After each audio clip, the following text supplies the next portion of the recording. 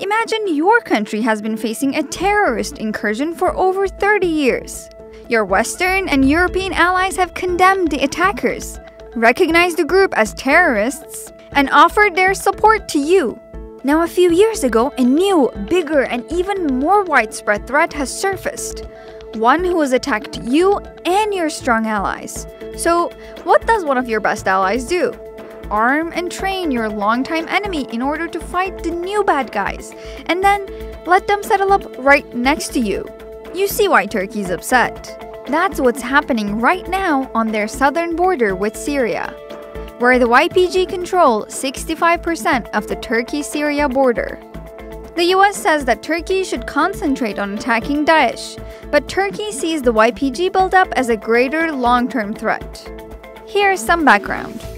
In order to fight Daesh, also known as ISIS, in Syria a few years ago, the US armed and trained a group of mostly Kurdish rebels going by YPG, who later changed their name to SDF. More on that in a second.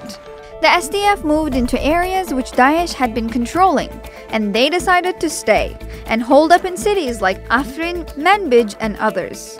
Some areas previously controlled by Daesh are now swarming with SDF fighters.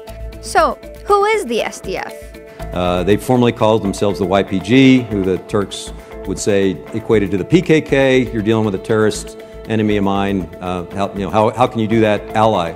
So we literally played back to them, hey, you got to change your brand. What do you want to call yourself besides the YPG? And with about a day's notice, they declared that they were the Syrian Democratic Forces. I thought it was a stroke of brilliance to put democracy in there somewhere. That's right. The SDF were told to rename themselves by the US. But why? Aren't they the military wing of the PYD?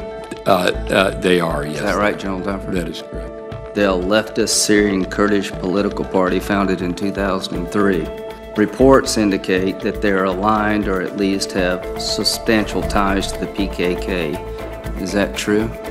Yes, we have. Is the PKK a terrorist organization in the eyes of the Turkish government? The PKK is a terrorist organization not only in the eyes of the Turkish government, but in the eyes of the U.S. government as well, Senator. Turkey says this is why they launched an operation to clear the area of the SDF. So, how would you feel about your allies arming your enemies, then asking you not to fight against them?